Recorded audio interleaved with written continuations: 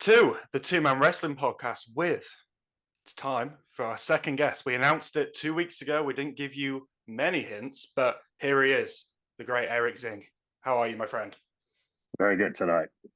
Good. Mate, you forgot. Oh, I've got to stop you. You forgot the producer, writer. Oh, you want to go to... Okay. Manager of the Good Brothers podcast. Introducing. Nice to get that big pump up in the beginning. We can redo that, my friend. The Erick Zinck, writer, producer, everything under the sun and in between. Here he is on the Two Man Wrestling Podcast. And how are you today?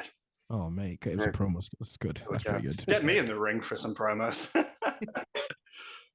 Very good, gentlemen. It's good to be here, be on your podcast and talk about wrestling tonight. That's the one. How have you been? Yeah, how have you been, Eric? Good. We staying super busy. I think almost every weekend for the last 6 months, and the next 6 months, we're booked every weekend. Somewhere, somehow, some time. It's insane. Oh God. Well, thank you for taking the time out to obviously come on the pod. I think the best question for anyone that's listening to the pod, for the fans who might be hearing your name for the first time, who is Erick Zinck? Tell us about yourself. Who the man, the myth, the legend, Erick Zinck? Who is he? Well, my career started back in '95 with a tag team called the Public Enemy, Johnny Grunge and Rocco Rock. Johnny was my best friend for years. And then I continued through the wrestling career, some losses with them. They passed away. I left the business for a little bit, and now I'm back with the Good Brothers, working with Doc and Karl on a regular basis almost every weekend. Mm-hmm. Nice. Awesome. That. See, I did a bit of digging, Eric, and I heard or found that you used to be a professional wrestler yourself. Is that true? Well, and tell us a bit about that. So I'm trained, but I didn't really work matches. I would be the manager that stood outside that would interfere or be the one that get put through the table at the end or whatever was going on. You know, a couple times I was powerbombed by Ming and things like that, because we played heel most of the time. Okay. So I am trained, but I just don't take the massive bumps that most of the guys do. You say you didn't take big bumps, but tables. I've always I watch them, and you get this standard. I'm sure you've heard it. Oh, wrestling's fake. Surely it doesn't hurt that much. And then when you look at the spots as an actual wrestling fan and analyze them a bit more, fuck, that looks painful. Is it as painful as it looks, or is it made out to be? Well, I have stenosis in my neck. I have stenosis in my thoracic spine, arthritis in my lower back, rod in my leg. I've had probably 5 knee surgeries. So yeah, it's taken some toll on my body. Well, if that didn't answer my question, I don't know what will. There's a prime example of what happens when you get put through tables, kids. Well, you kind of already asked the question of, how did you first get into professional wrestling? We've got to say, obviously, should we shoot straight into it? We do. Why not? Obviously, wrestling has created a lot of tight bonds. You have a very tight bond with a couple wrestlers. But I'll start with the first one. How did your friendship with Doc first come about? That's an interesting one. I had been out of the wrestling business for a minute, and Collar and Elbow was starting an apparel company, and they reached out and asked if I would help promote. So I did for a couple of years. And Rod Hicks, because it was run by Al Snow and Rod Hicks, and Rod was coming to Georgia to bring some stuff. And he said, "Hey, I've never met you in person. I'm going to the show in Rome. You want to come up and meet me?" And I was like, "Yeah, sure, no problem." He's like, "I'll get some new merch to give you and everything." So I go to the show, and it's a Larry Otto show. We'll talk a little bit more about Larry a little bit. But this is my first meeting with Doc Gallows or Drew. And I got to the show, got introduced, short a couple people. So me and Rod walk over and talk with Bethany. and they say they need some help. So I started helping because for all the years of working in professional wrestling, I can do it. So that's how it started. I talked with Gallows that night, and he said he appreciated it. A couple weeks later, he called me, and we started kind of doing stuff together because at the time I was in the limousine industry, and it gave me time to go do things. So me and him started doing things together in the business, and that's how it started. And that's a way to get a friendship going. You mentioned, sorry, really, I know Dee said to you on the phone before that we might get a little bit sidetracked, but I've got to ask, like, limousines to wrestling, like, which do you prefer? It's crazy. That's how I met Johnny Grunge. Is I had a limousine company and we became friends. I will be honest. There's some crazy, crazy stories. My family limousine business. We were in business for 15 years for hire, and then I stopped being for hire, and then for what 10 years we worked for a private company where we worked in the entertainment business. Can't talk a little bit about it because I'm under an NDA still with that company. But it's kind of cool. It has its differences. Wrestling has certain things that are interesting, but the limousine business was more dealing with intoxicated people or foolish people.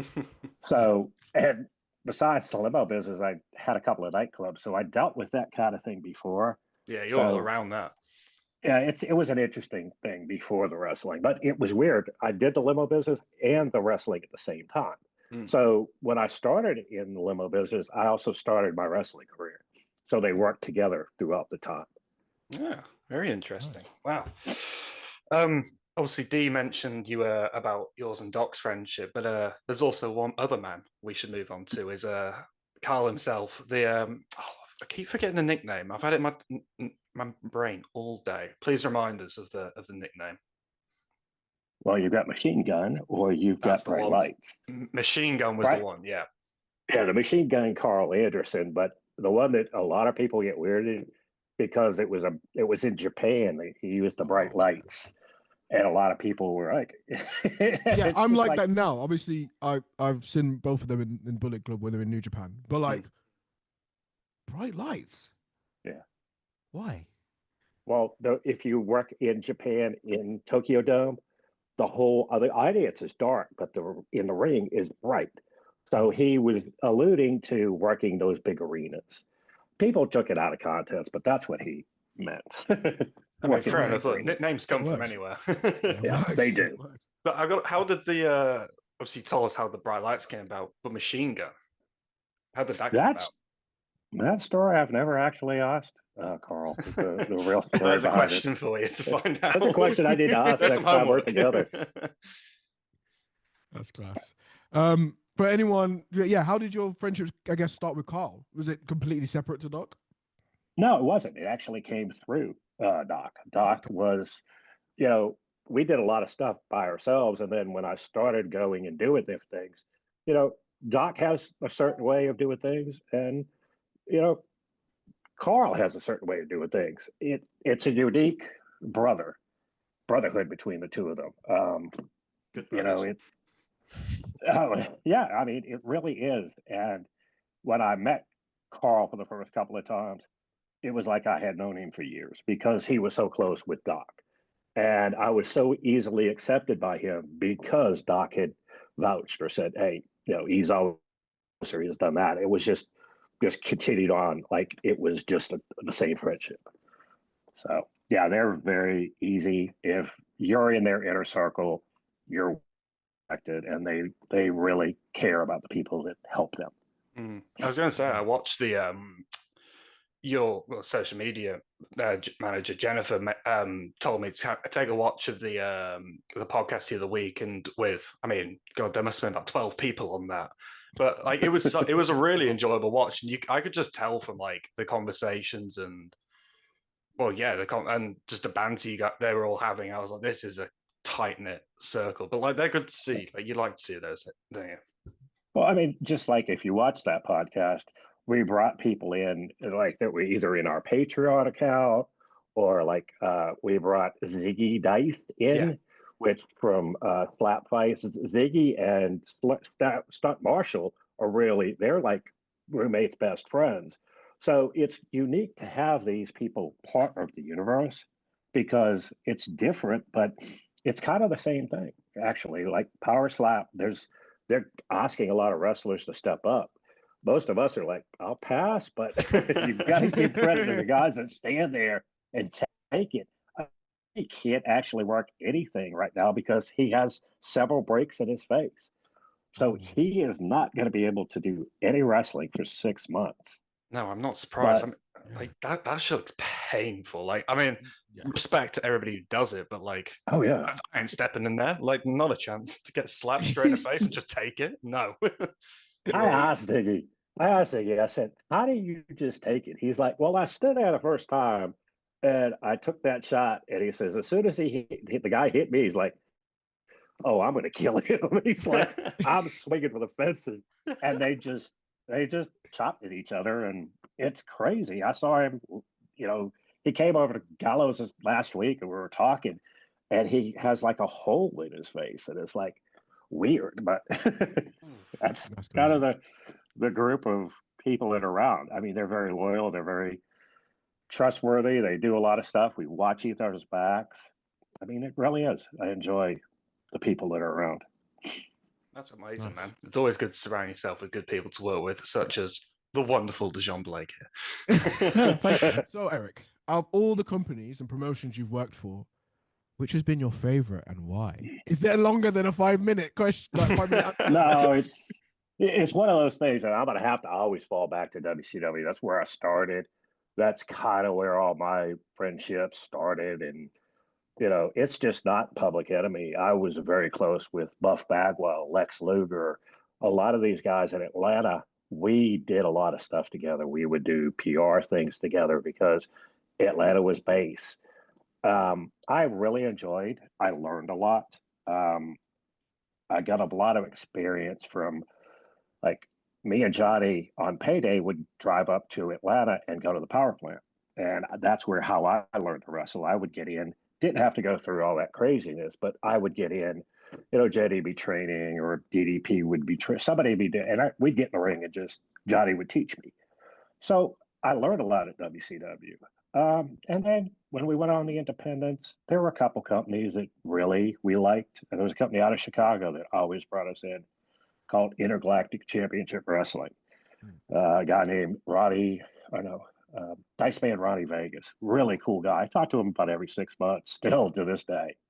But I really like the promotion that Gallows and Anderson have always had, the Lariato Pro. We bring in a lot of talent. Well, over the years, for the last 5 or 6 years it's ran, the names that have come through there, it's insane. The Rock and Roll Express, JBL, Matt Cardona. We had EC3. We had Braun Strowman, Eric Bischoff, Garrett. I mean, the names. Keep going. Yeah. That's what I'm saying. We The got all names that. that have come in and worked at Lariato Pro.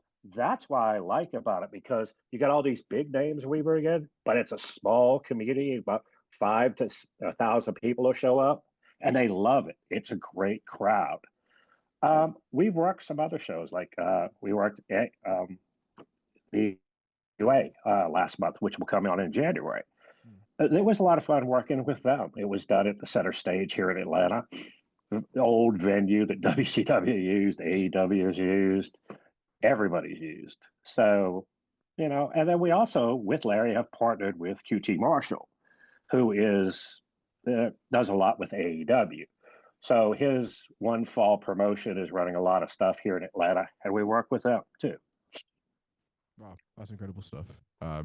Great answer, and some I names. was going to say, fantastic answer. I'm like, whoa! I mean, okay. I heard the names like Lex Luger, Matt Cardona, JBL, Eric Bischoff. Like, I mean, being around, were they sort of pre WWE times, or is this when like they were at there getting through those? No, this has been in the last 5 years that everybody has come in. So, and the thing is we do have some really good talent to work with these people coming in. We've got a really young kid named Bryce Cannon that we found here locally in the last 5 years, he's really come on. And to be honest with you, I'd keep that name in the back of your head because I believe that Bryce Cannon one day will catch a contract at one of the bigger companies and will be, you go, oh, I remember that name. He's a name you're going to want to remember. Hopefully, maybe he's a future TMW guest then. Yeah, and he's stored. Maybe put in a good word for you, get him on here. Would massively appreciate that. I mean, look, we got to get. I mean, we've had Stephen Flo on. He calls himself the indie god as well, but we also mentioned other indie gods. But you never know who's going to come up, do you? I mean, people can spawn out of nowhere. I'm not sure if you've seen recently on social media. You've got these two Australian guys who are killing it over there, and I think it was Bailey and a couple of other WWE superstars and a couple of AEW, I think, as well, went to go and see these guys, and they were like, the second that they come to America, they're gonna get snapped up. And I was like, it's just, and they've only been going for a year, 2 years. Oh, really? I'm like, it's crazy how fast like the world changes. Well, I mean, there's so much talent that is out there. Mm. And to be honest with you, you don't have to be tied to one of the bigger brands. You don't have to be tied to WWE, TNA, or AEW, because there's guys out here working every weekend, making as much or more working indies instead of working a small contract for NXT or a developmental contract through AEW. You go out there, and some of these guys are making $4,000 to $5,000 a weekend just on wrestling. And, you know, you've got to have merchandise. You've got to have a lot of other stuff. But if you're smart about it, you know, you do Friday, Saturday, and maybe a Sunday sign, and you could probably make $3,000 to $5,000 easily if you're a named talent. So it is right now better to be an independent wrestler, I think, than tied to one of the bigger companies. Mm. Well, Dejon, we have some job notices to put in tomorrow. Wrestling is now I had randomly in my head the other day. I was like, right, so when are we doing that video where we go to a wrestling school and get the shit beaten out of us?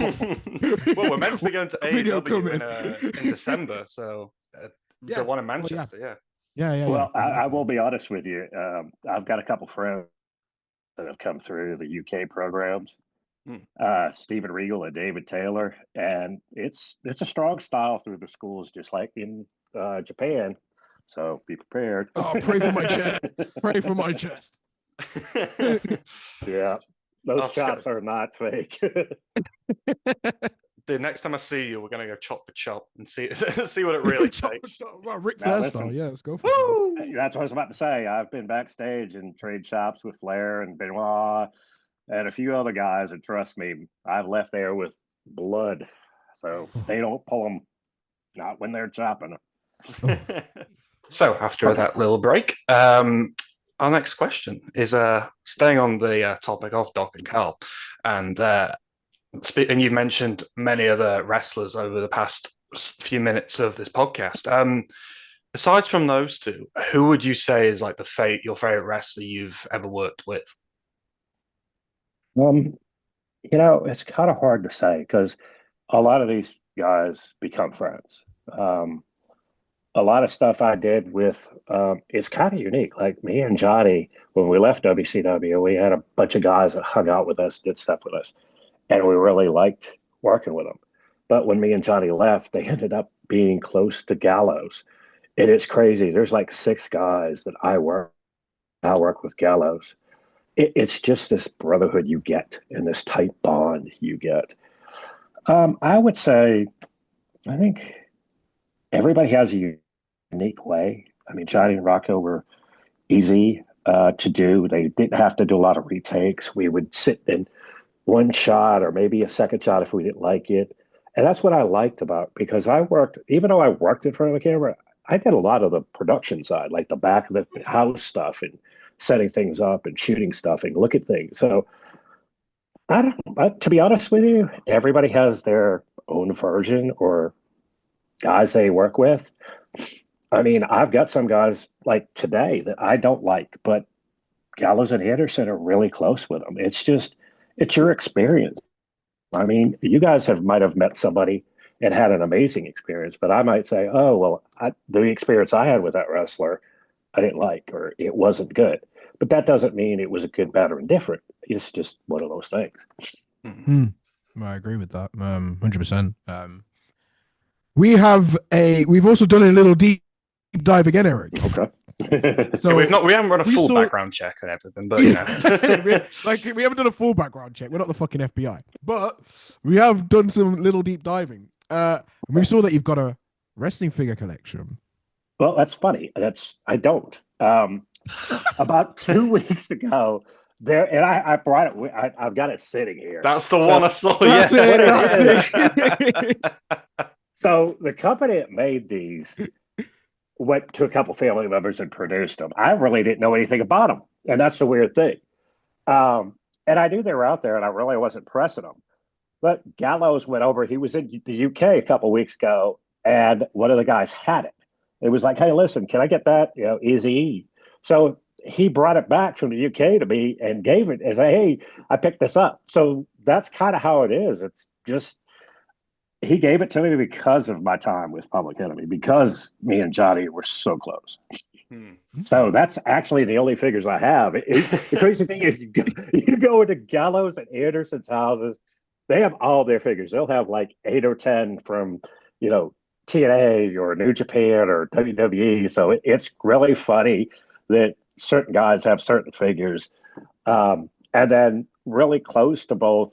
And I spent some time with Brian Myers and Matt Cordova, and a lot of the toys that they produce is unique. And it's a unique thing. Action figures, back when I started, they were little small rubber things that really weren't much.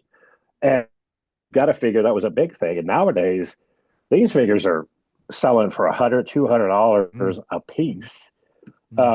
Gallows and Anderson have a set that's called Super 8. They both have them. And we sometimes have them when we are going to special events, and we sell those figures for $50. Jesus. So yeah, and it looks like a WWE. I just don't have one, but that's the thing is figures are a big business now. Oh, they're massive. I mean, you see with like Mattel, they've got. I used to collect. God, I must have got loads. I know you do. You had a. We did a podcast episode. God, a couple months back now. Maybe 5-6 months ago now. Yeah, I think it was either the second or third episode, and I was like, right, I have these figures, and like I bunched. They were microaggression. Yeah, there was like microaggression, WWE microaggression figures, which were really small figures. I have a shit ton of them when I was from like being 6 or 7, but I have and I know Will does as well. Literally a tub of old WWE wrestlers. Old WCW wrestlers, because my brother used to be a massive he used to love WCW. He loved Goldberg. He loved Bret Hart when he was there. Everything like that. He had Vampiro figures and everything. I'm seeing some of these figures I've never seen in my life, but he had a whole box of wrestling figures and all the Titantrons and everything as well with it. And I was on all the stages and stuff, and I was like. Yeah, that kind of just started my addiction. And I know Will also has it. I think that was probably one of the main reasons I got into wrestling was for wrestling figures. Because you'd see them in the toy shops and be like, those things are cool. I'll pick some of those up. And then, as you said, it becomes an addiction. Once you get one, you get 10 and you get 100. But going back to your point about wrestling figures becoming expensive. You see the, I can't remember what editions they're called. But they're going upwards 120, 150. And then you get the super limited edition ones and they're going for 200. And you're like, really? Is this what it's got to? I remember buying them for 10 quid back here, 15 quid, 30 at an absolute max. And now I'm seeing max. Yeah. God, man, it's crazy, this economy. So another question. Every wrestler or every person that's been in the wrestling industry has one wild story. Oh boy. Mr. Erick Zinck, do you have a wild story? Putting you on the hot seat here. You want the cleaver? No, you go for whatever story that we don't care. We don't care. It's unfiltered. There is no. Well, I've got some funny ones, but I try to keep them. That's the thing. When nowadays it's not as much. Back in the day, you would be in a car for 5 and 6 hours at a time with people. So a lot of stuff would happen. You just have funny stories. Just you'd run into people, or there's some of these crazy stories. I remember I wasn't in the vehicle; I was behind the vehicle watching this happen. So, uh, Buff Bagwell and Lex Luger are driving a vehicle in front of us. Next to us, in the other lane, is the Steiner brothers. Everybody's driving to this arena, and I'm driving, and I'm behind him. And Lex, and we're doing probably 55 miles an hour down the road, driving. They roll the window down, and Lex reaches out and tries to open the back door of the Cadillac that the Steiners are driving to scare or freak them out. And they do. And as soon as they do, Steiner's kind of brake quick and the door closes. And then I have to get behind Buff and do all this stuff. But it's just those crazy stories like that you're like, oh, you had to be there. And that's the thing. There are so many stories out there that people say, oh, that's not real. There's some stories I can't even tell you that I go, yeah, that really happened. And I was standing there and people are like, why are you standing? It's like that effect of, seeing a car crash, you're just in that moment going, what am I supposed to do? And it's because a lot of times guys will do it to make other people laugh or get them to what we call get each other popped. Because if you can get somebody to have a moment where they're supposed to be 100% serious and you make them break character, that's what a lot of guys want to do. They like messing with each other because we're so close, because we spend so much time together. Because like when we did the NWA taping, our call time was 12 o'clock in the afternoon for an 8 o'clock start time for the show. So you're sitting there from 12 o'clock till 8 o'clock. Yeah, there's things you have to do that you do, but there's a lot of time of sitting around and waiting until something happens for you to do. So you spend a lot of time with each other. And that's where those stories come from. And, there are tons of crazy ones, but, some of them kind of aren't really safe for today's kind of getting cancelled. Yeah. I mean, we want to get the podcast to a year long at least. The thing is they were funny and they were in those moments. Nobody got hurt. But the thing is sometimes when you start talking about it, people are like, well, what's wrong with you? Why did you do that? It was a moment. It was that time. It was acceptable. Like today, I mean, there's funny stories. I mean, the other day we just try to find a place to eat and we all just weren't on the same page, but we all wanted to. So, it's just those funny things where you're sitting there. No, you decide. No, I decided last time. You have them. They're just funny. Listen, when you have 8 hours to kill before showtime, shit goes down. There's gonna be some mayhem that happens. Like it's bound to happen. Oh yeah, bound to happen. Yeah, and when you're bored or you get back to the hotel and there's nothing to do, or you had a great night and you're sitting at the restaurant and you want to mess with one of your friends. Nobody does it maliciously. It's done to be funny or to, just lighten the mood. Because sometimes being on the road a lot can wear on you, No, I bet. I know personally, I'd rather be at home in my own bed every night. Someone has to pay the bills, Eric. Someone has to pay the bills. Yeah, I know. That's the problem. You got to take those chopsticks, put chops on the plate. Yeah. Well, is it time for a blind ranking, or did you have anything else? Did we miss anything else?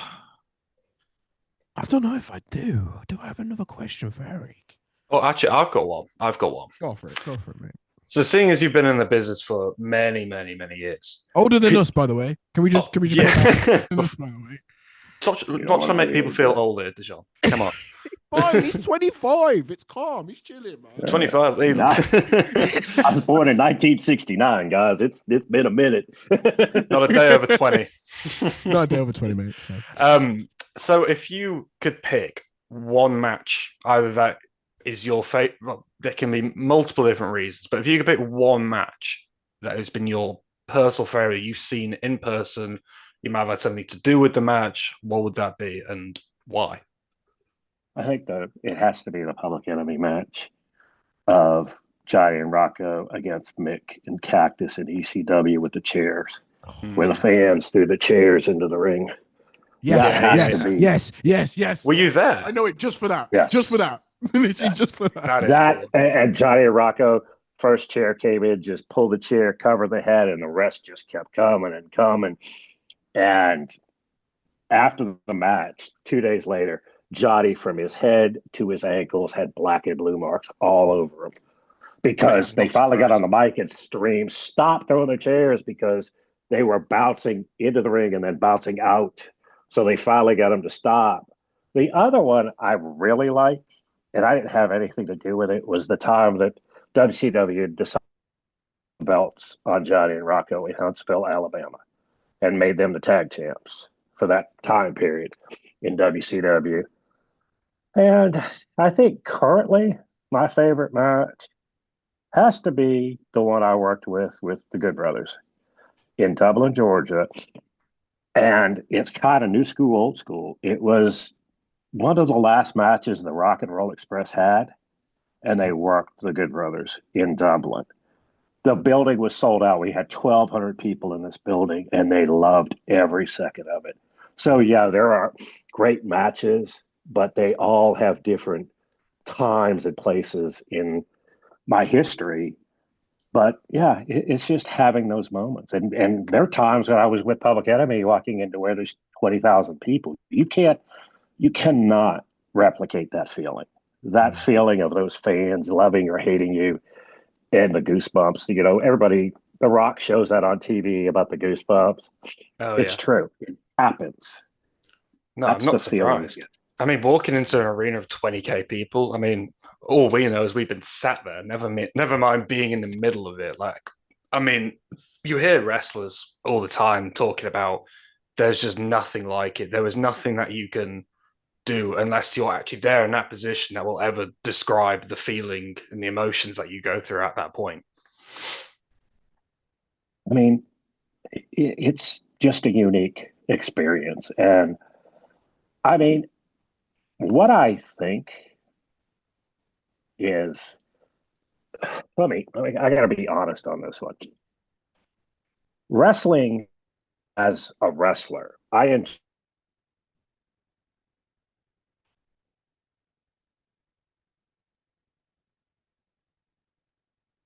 No, it isn't that. It's coming up with ideas and concepts and making them come alive and actually having the fans appreciate or don't appreciate it and react to it.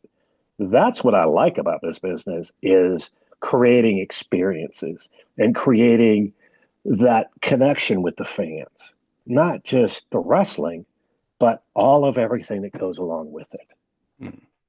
I love that. That's class, that is. And if you could, sorry, now I've got loads of questions to go now. So, like, you mentioned obviously you've been in production a lot of the time, and being like, were you obviously in the back of that? Like, and what's the is it? But my point I'm trying to get to is it interesting being in the back and watching your creation sort of come to life in the ring? Like, what is that sort of feeling like? It's amazing having that idea. Like, you sit down and you discuss these things and you say, okay, this is what I think we should go with this match. And then you get the people, you're like, with a tag team, you'll have 4 people and a referee. You sit down and you discuss, hey, well, I think in this, and this. And they're like, yeah, but I think this goes this way. And then when it goes out there and the fans have that, that's the thing. Because you'll sit back there and you look at the monitor, or you look through the curtain, or you sit up in the stands and look far up and you watch how these fans react. So, yeah, that's kind of what I like about it. But, you sit back there and you're back behind monitors or sound, and you help, from my point of view, you help them. A lot of stuff I really liked when I don't really like talking about WWE a lot, but I will. Came out with that reel or the reel program they had, I thought was a very good exposure to how everything looks behind the scenes. That is really a good peek back at what creative is and how it gets produced. I was going to say, because I remember watching that and being like, this is like something else. It's almost like we've never been exposed to that before. I don't think we have. I don't think we have in that degree. Like, no, apart from like maybe a YouTuber like Maven Huffman, for example, and like he giving his little insights of what the rest of business is like. But I don't think we've had it directly from the source itself, giving us that information. So like, wow, like no. I think it was.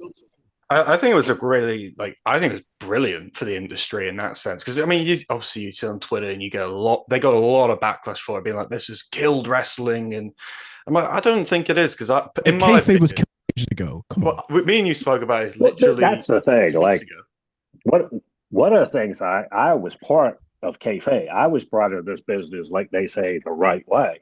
So when I was brought in, you protected it. You didn't discuss it outside of, and you used all the word, use gimmick, kayfabe. You would talk where they wouldn't understand. I remember one time we were walking in the Macon Coliseum. We were doing this Monday Night Nitro, dragging our bags. It was one of the first times that Sting had come back with the face back up.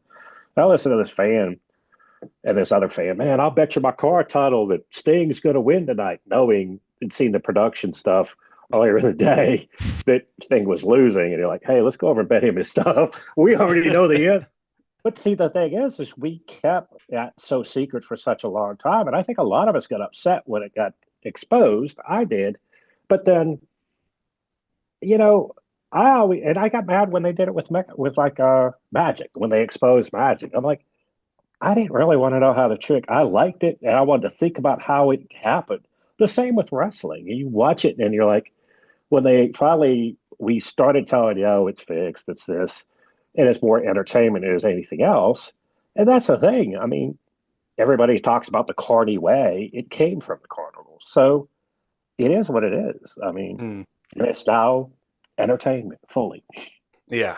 I mean, it's crazy, like how long, I mean, the kayfabe stayed alive for. I mean, God, tens and tens of years, didn't it? And then all of a sudden it just straight gone. But well, I think that was one of the side effects of the Monday Night Wars. I think it would, if it hadn't got so big like it did when it did, and then other things were being exposed, other like Magic and how other things are being done, it was going to come out. I mean, you can only hold it so long. But, with exposing how, that show was, I think is helping people understand there's a lot more that goes into wrestling than what you see outside. I mean, that's what always attracted me to wrestling. Obviously, being a kid, you don't know it was fake in that sense. And it was like some sort of whoa, okay, you've got Jeff Hardy jumping off 20-foot ladders, and how is he not dead? But he gets up and he keeps going. And that Magic was never really got exposed to me till I was a bit older. And then when I found that out is when I, to be honest, personally walked away from wrestling, because I was quite disappointed in the fact, okay, well, it's not what I thought it was. And then coming back to it, I came back to it after 4 years, and I was like, but because I had been exposed to all this, I was thinking, it's not the same as it was beforehand, before you knew all of the ins and outs and the secrets of it.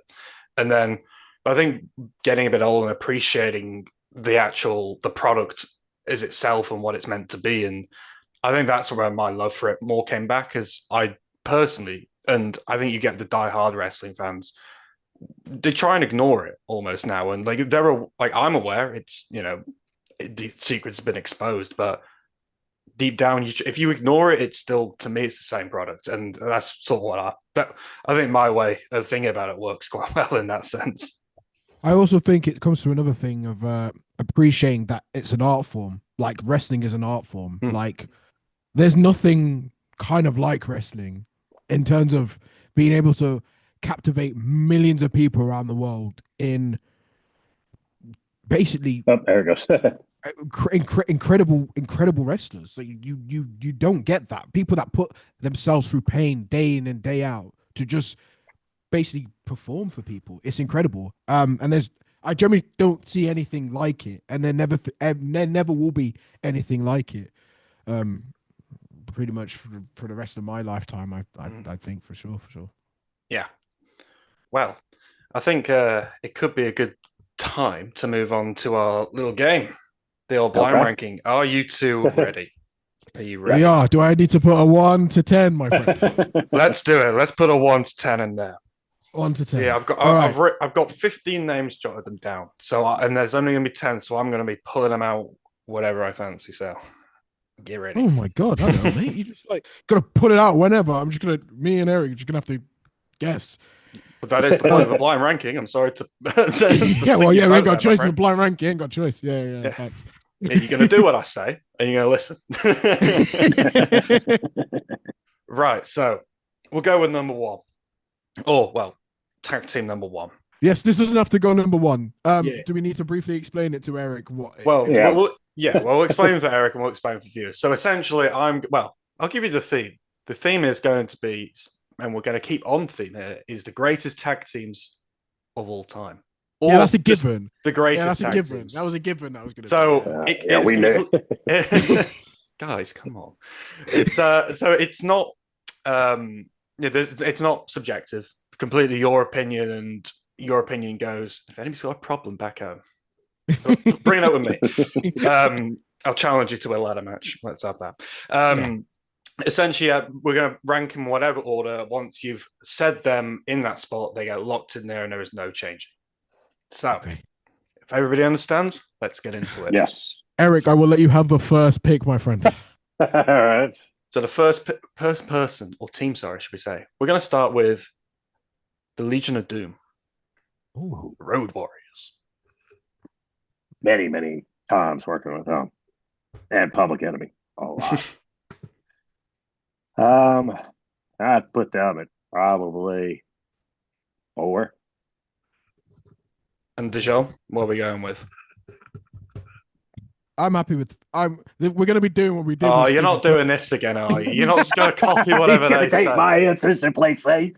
Oh, Eric, man, the last time we did this with Stephen a couple of weeks ago, and this man, how many did you copy off the go in a row? Listen, if I let the guest go first, have your own opinion. It's going to be hard to disagree with a guy.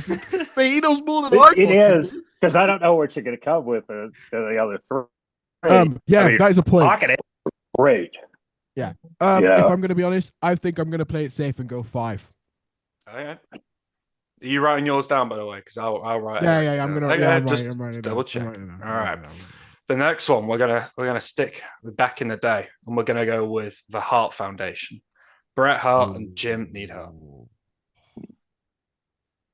I'd have to go in the 6s. I'm sorry. 6 or 7. Actually, 7. Sorry. 7. Yeah, I'm not a heart guy. Even though Shawn Michaels we're fan. Family member now. Yeah. Just laugh at that one. That's class. Anyway, Will, can I defer to being? Just say he's a great guy. Ow. Where am I putting? Well, I love Bret. I love Davey. I love Owen. I love Jim. It's hard to go against Owen, but yeah. But are they better than Legion of Doom though? Are they better than the Road Warriors? Hey, look, you've got 8 more to go. So Legion and the Road Warriors. You also got Doom. There's a few teams out there that. Yeah. I'm trying to not think of WWE rebooted Legion of Doom with fucking. No, you can't do that. Heidenreich. Yeah, with Heidenreich, we can't. And the stuff with was it Missy or whoever it was? Yeah, that was a mess. And then all the stuff, no kidding. Actors, real life issues on screen. Yeah. That was very bad. Yeah, that was Vincent. So I'm not trying to think that way. I'm gonna go 6. Is that a copy? Did I? Because I'm going. Shut up! I said 7. You said okay. I thought you said 6. So I'll change yours. I did, but I slid back to 7 because I'm not keeping Owen in there. I'm keeping the others. So. Right. Well, the next one we're going to go with the Motor City Machine Guns. Oh, legends of the game. That is a fan favorite just for TNA. Just for TNA. Yeah, I say these are not just WWE. These are AEW, New Japan, Indies. And I'm gonna have to go with that one. Be probably 6 because they did some really interesting stuff in TNA. Yeah. They were a period of time when I first watched TNA. They were my favorite tag team. Them and Beer Money. I loved both of them tag teams. They were great tag teams. Crazy thing is last weekend. Is it this past weekend or the weekend before? The Good Brothers actually wrestled Most Wanted at a show. All right. Past weekend. No, not this past weekend, the weekend before. Because we were all together this past weekend. Yeah, the weekend before. In That Ohio. In American Most Wanted is not a name I've not heard in a while. I've not heard it in a while. So, you know, when you start getting flashbacks of the rooms, it's like, whoa. that's a name I've heard in a minute. I'm gonna again, but I'm ranking against Legion of Doom. 7. Okay. Okay. The next one we're gonna have is the Briscoe brothers. No. They're gonna have to go high on the list. They gotta go high on the list. They're friends. That one hurt. That hurt Drew bad. Yeah, they're high up. I had put them at 5. 5. Down D. What are you going with, my friend? Can see the cogs turning. They are turning. I don't know what direction, but they're turning. Lights are on peak. They ain't home though. Are they turning up or are they turning down, my friend? I'm going 4. Play it safe. Going 4. Okay. Because I feel like there's some tag teams above that. Okay. We'll do bits. Well, we'll go going with some AEW and Indie Kings here. We're going to go with the Young Bucks. Oh, okay. Yeah. I told you I'm not playing nice today. When have I ever played nice in this game, D? Yeah, you haven't. He made me once pick Omos as the greatest big man of all time. So, I didn't make you do anything. You did that yourself. You pick a team that are part of the Bullet Club, and I have to be honest. And I know they're going to see this. So. All right, give me my numbers so I can actually make the decision. Okay, so you've got 1, 2, 3, 8, 9, and 10. Literally the same numbers I have. Shock. I know where I'm putting them. I can't put them above the LOD. I know it's mad. I'm sorry, Jackson. That's the kicker to the game. You never know what's coming next. Yeah, I got to put them kind of back. Probably 8. Sorry, brothers. The Bucks are going 3rd for me, Will. They're going 3rd for you. Okay. All right. If I had moved somebody somewhere else, I would have put them. But I'm allowed it. I'm a new gen. I'm allowed it. I'm used to them. I'm watching B Elite constantly. Like, so like I'm gonna. Their stuff is hilarious recently. Yeah. I mean, I love it, and Doc is really close with them, so he talks with them a lot. So some of their ideas are just hilarious that have been bounced around. It's funny. Well, big up Matt and Nick. Big up Matt and Nick. I mean, remember when the Good Brothers came out of WWE, the first thing they did was do that big announcement with the Young Bucks. Yeah. And then they worked that first show with the Young Bucks. So that was done, to help both teams. So it really looked really good. That's what I'm saying. I mean, they're really good. They're close brothers. But when you put this list up, it's kind of hard. You got to list them. If they're coming for anybody, they're going to be coming for me for making this list. So yeah. There's no blood on my hands. No, you guys are safe. I'm going to go lock all the doors. I don't want any tag team showing up at my door and kicking shit in. So. Okay, so the next one, we're going to go with some ECW originals. We're going to go with the Dudley Boys. Oh, you're a dickhead. Oh, yeah, I told you it's not. And look, we still got some motherfuckers to go. They're 10 for me, brother. There's heat. There's Duke. Heat. Okay. There's Okay. nuclear heat. It's defo with Bully, by the way. It's gotta be with Yeah, I Bully. was going to say, do he you want to waited. explain, or is that a kept He secret? no, he waited and he made comments about Johnny and Rocco that aren't true. Oh. They're not. Yeah. And there's a real story. It will come out soon, and I will talk about it. But yeah, it is. It's when they went back. So yeah, I don't have ill because Gallows and Bully are really close. So I don't have like personal heat. I have professional heat. Let me say it that way. Yeah.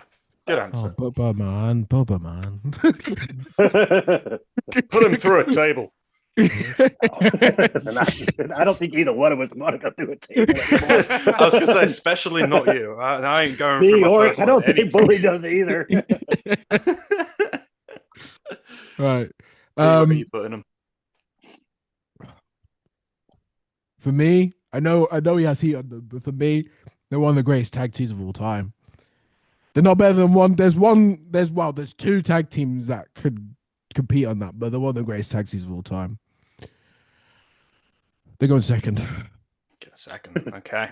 The I'm only going to biscuit there because what I I do have know with them, gonna be one. what I have with them is, at least with Public Enemy, when we came out, the nod went to Sabu because Johnny and Rocco, before the tables were even introduced, they went to Sabu and asked him, "Hey, you cool with us doing a table thing?" Because Paul had said something to them.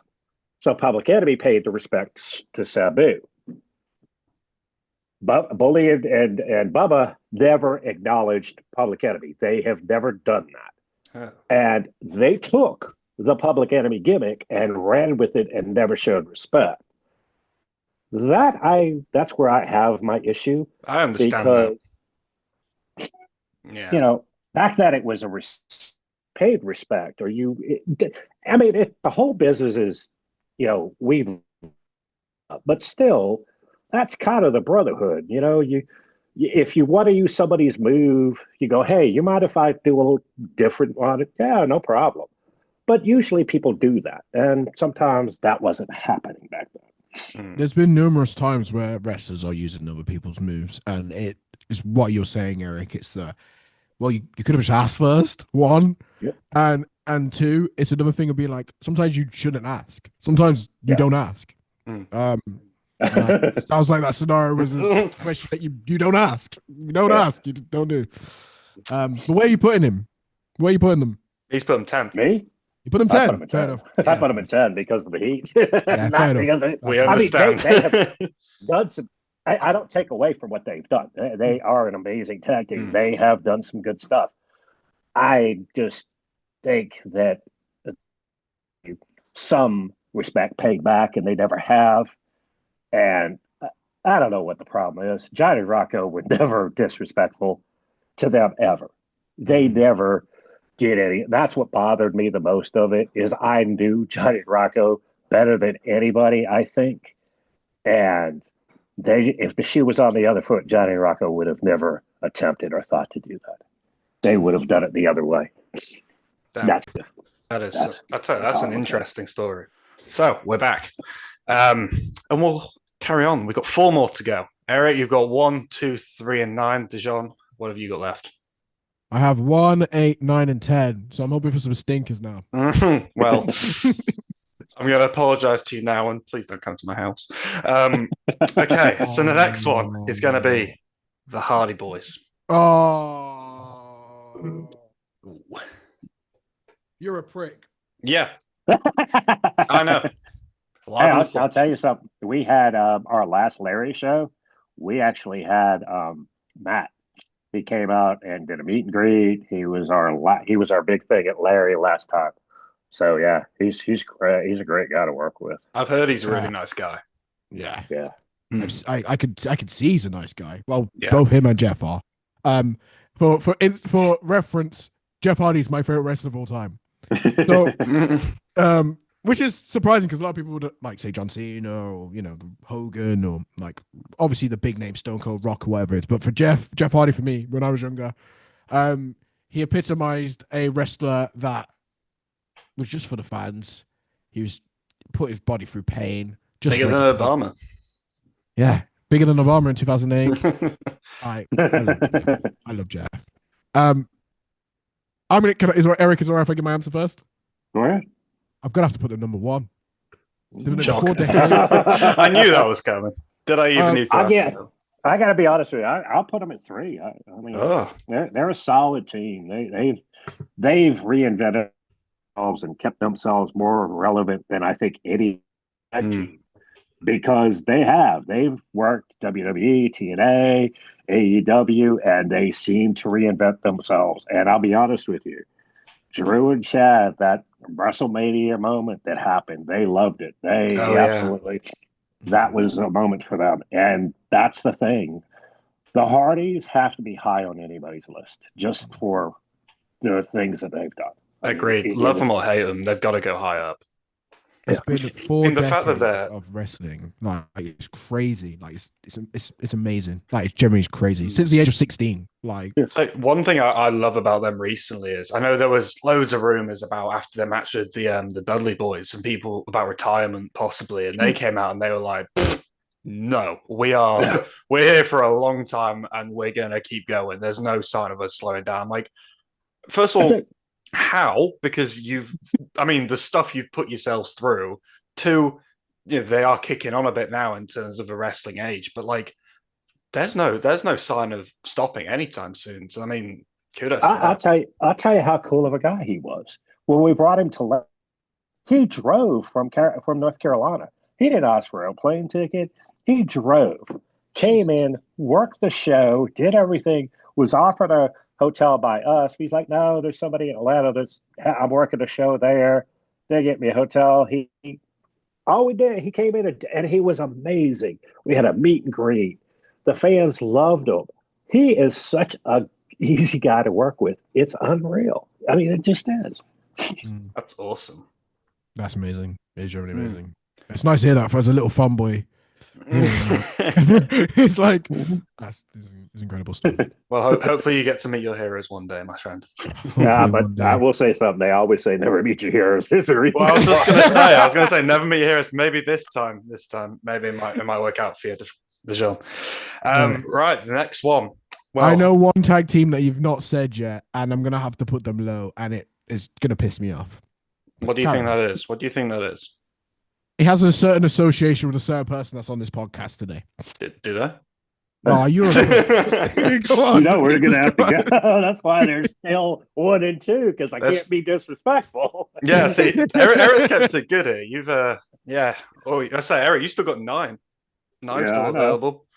So I'll do it easy. I won't make you lose any friends here. The Good Brothers are the next one. No, you're. I was going to say I could have left Eric to go to number 9 and then put him there, but then the brothers are going to be number 1. Public Enemy's going to be number 2, and whoever else is going to be number 9. Because I'm not going to go any other way. Right. Well, we'll skip to the last one. Just wrapped up there. Class. Thank you very much. Good Brothers. I'm going to put them 8 because I can't put them any higher. Wow. I can't put them any higher. I would love to put them higher, but I can't put them higher. Physically can't. So I'm going to have to put them 8. What have you still got left? 8, 9, 10. Oh. Remember, they're watching this, guys. Yeah. You ain't making many friends. I'm so sorry. Not making any friends. Because they're one of my closest friends. I guarantee you, both the boys will be watching this. I beg for forgiveness, please. Please. Maybe one day you tell them yourselves. And you go, no, I didn't mean to put them in. Hey, sorry. Don't hurt me. I've got a high-pitched voice all of a sudden. That's an in-betweeners reference. Oh, yeah. I'm sorry, don't hurt me, sorry. I'm sorry, don't hurt me, sorry. Yeah. Right. Eric, where did you say you were putting them? 1. 1, yeah. Yeah, you're not going to disagree with that. Did I even need to guess? Yeah. Okay. Well, actually, I mean, if I have to compare Public Enemy and the Good Brothers, it's kind of cool, and it's a unique story. So I should tell you this, but it is. So I'm gonna expose 100%. He's fine with it. Doc Gallows, as a kid, Drew Hankerson went to the Norfolk Arena, the Scope, to a metro, and stood out. It was standing outside in the crowd as a fan, as a child. Rocco had seen him standing there. Rocco walked over to Drew and talked with him, and he told him he was a fan. He called Johnny over. He took a picture with him, signed it, and handed it to him. So it's kind of weird that was the team I worked with then. And the team I work with now is the Good Brothers.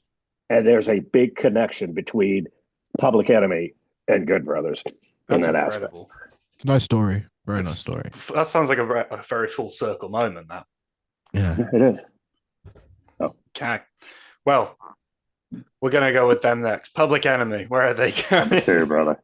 Number 2. Number 2. Gotcha. I wonder where I have to put my Public Enemy listing now. I was going to say, you are like just chopping this friendship down by every minute. Call for the man. Call for the man. Yeah. But I think maybe we should introduce in this game like a wild card or something where you can switch one at some point. But you're not having this week. Oh, right. Thanks for putting that in. And then that's just for future reference. Just tell you what you could have maybe had. I'm going to say sorry, Public Enemy. I'm going to say sorry to Eric. I'm going to have to put Public Enemy at number 9. All right, that's fine. I mean, they haven't wrestled since 2000 or 2001. So. I was born in 2001, Eric. I wasn't even alive. Actually, Rocco passed away in 2002, so that's kind of where the team kind of stopped. But me and Johnny try to continue. Yeah, it's 2002. Yeah, I was born. I was born There's January. a lot of tag.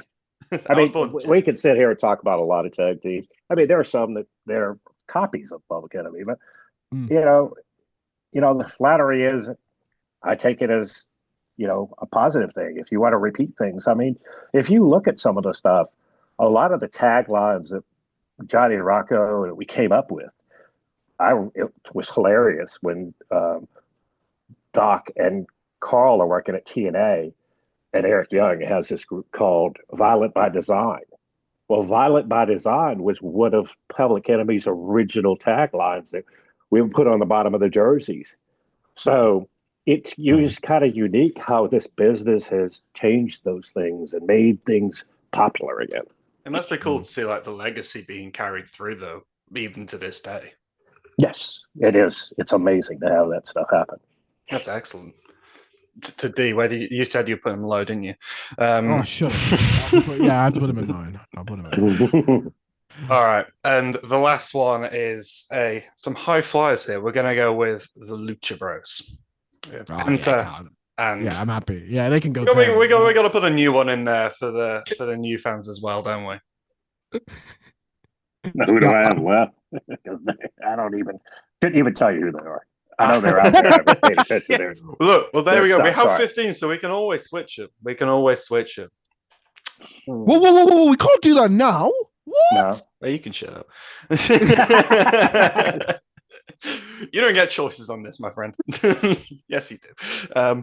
I just swapped the Dudley boys because they have heat on Eric now. Fuck, man. Come on, bro. No, it's not it's not business. It's like I said, it's just it's personal. It's professional. It's professional. It's professional. It's not personal. I don't have anything against Devon or Bubba. I don't. They're very good guys personally. Yeah. Outside the business, it's just inside the business. I think they should show a little bit more. But that's also character. I remember watching. He was with Maven, and he was interviewing the Dudley boys, and they said it as they are. They're business first, which makes sense. They want to do business for themselves. It makes sense, and especially I assume in that era of wrestling, it was. I get why it world, isn't it? So. Yeah, I get why it was. Look out, Shawn. Look at Shawn Michaels. We all can say, to be honest with you, a lot of heat between boys during that time all sit at the feet of Paul Heyman. I'm not a Paul Heyman guy. Never will be a Paul Heyman guy. He has been horrible to a lot of people. He's actually been horrible to people in current that I associate with. So I am not a Paul Heyman. I never will be. Fair enough. Vince Russo said, but Yeah. I've heard that opinion quite a few times here and around the block. So, yeah. Well, that's our blind ranking, and Eric, I'll list yours off. So we had at number 1, the Good Brothers. Number 2, Public Enemy. Number 3, the Hardy Boys. Number 4, the Road Warriors. Number 5, I've just got written down BB. Come on, Will. Think Briscoe Brothers. There we go. I was like BB. Number 6, Motor City Machine Guns. Number 7, the Hart Foundation. Number 8, the Young Bucks. Number 9, the Lucha Bros. And number 10, the Dudley Boys. D. There you go. That's a pretty solid list. Eric, are you happy with this before I list off mine? Yeah, go ahead. I'll follow that list. Yeah, he loves that. Okay. So for me, should I go from 1 to 10? Whatever you please. So number 1, the Hardy Boys. Number 2, the Dudley Boys. Number 3, Young Bucks. Number 4, Briscoe Bros. Number 5, Legion of Doom, Road Warriors. Not the Hyderite version. Number 6, Hart Dynasty. Number 7, Motor City Machine Guns. Number 8, sadly, the Good Brothers. Number 9, also sadly, Public Enemy. And number 10, it is the Lucha Bros. So, as my conclusion, D, would you like to give a heartfelt apology to some possible viewers of this? Do you want to cut a quick promo? Do you want to cut a promo? Real quick? Yeah, you want to save yourself? Let's put you on the spot. I just come out here tonight to say, Doc, Karl, Johnny, Rocco, I am sorry. You did not deserve to be put at 8th or 9th, respectfully. You didn't deserve it. You should have been higher. And if my co-host didn't screw me in the ass, you would have been. And I just want to come out here and just tell you, I am sorry. And I beg for your forgiveness. Thank you very much. And I'll see you at WrestleMania. Yeah. Where's the heel turn? I want a ladder match. Well, I mean, I think that was a pretty solid game from one of you, or result from one of you. No offense, mate. But that is, I think, well, that's all we've got for today. But Eric, we have one last question, which we ask every guest that comes on. If you could give any advice to anybody in the wrestling industry or wanted to get into the industry, what would that be? Younger, I would say currently I would learn gymnastics.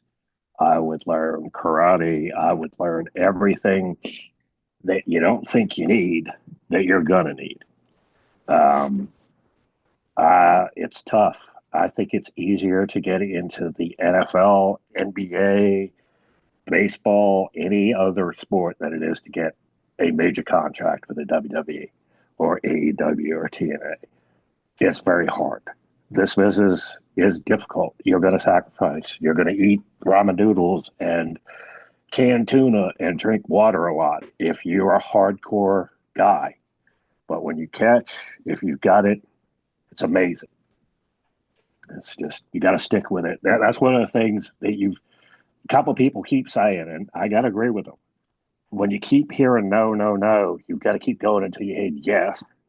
And you got to keep going until you hit yes. Because if you don't, you're always going to hear no. So, yeah, it's something you got to keep at.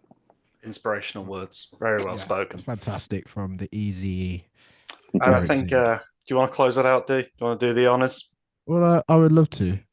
Eric, thank you very much for joining us. Really appreciate it. You're incredible.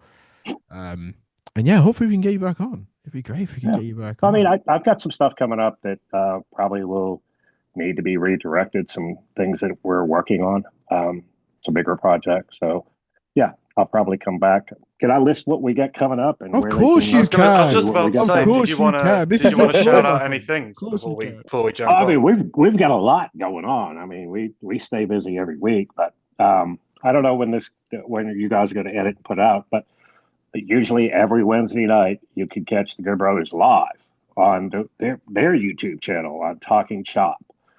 They'll be live tonight. We're filming this on a Wednesday, right after Dynamite at 10:10 every night. Go on the YouTube channel. You can see whoever we've got guests are coming up, what we're talking about. So there we have that every Wednesday.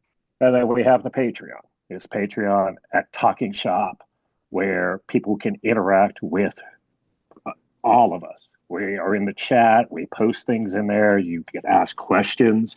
It's really interactive. It's probably the most interactive spot you can be with contacting the Good Brothers. And then we have all this new merch, like the new shirt I'm wearing today.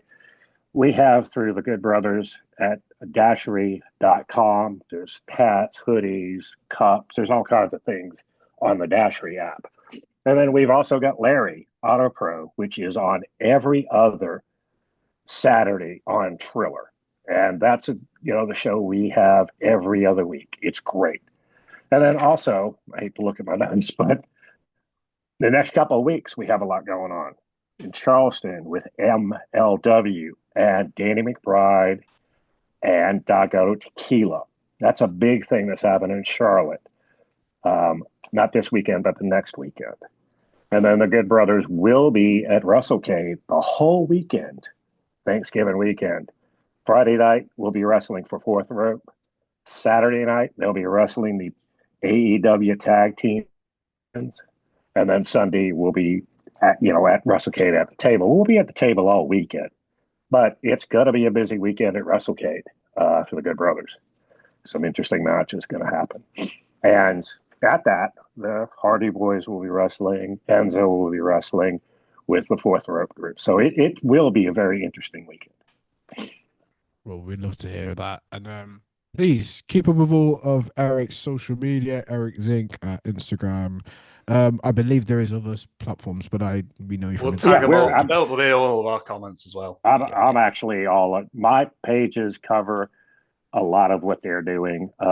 We have a Monday meeting, and we put out a lot of information for the next week. So that's really the easiest way. Either my socials, or you can get the Machine Gun, or the Big LG on Instagram is the best way. That is directly interactive. And then also on Twitter, or X as they call it, is a very good way, again, to get a hold of Machine Gun, myself, or the Big LG. So, I mean, reaching out to any of our socials is really good at getting contact with, things you want to talk about or discuss with us. Is really good. We love Awesome. that. Well, it is the end of the pod. So That was right? one thing we have to do with the end of the pod. Will? Thank you, gentlemen. I had a lot of fun. I mean, you guys are really interactive, and it's great to work with you guys. So hopefully some stuff will happen in the future. Oh, we hope so too, my friend. We hope so too. We love to keep the connections and keep stuff going. So, Yeah. You have all my info, so just reach out if you need to, guys. anytime. D, would you like to do the honors? Finish off. And that's the end of the pod. Yeah. Yeah! See you in a bit, guys. Bye-bye. Thank you. See you later. Thanks, guys.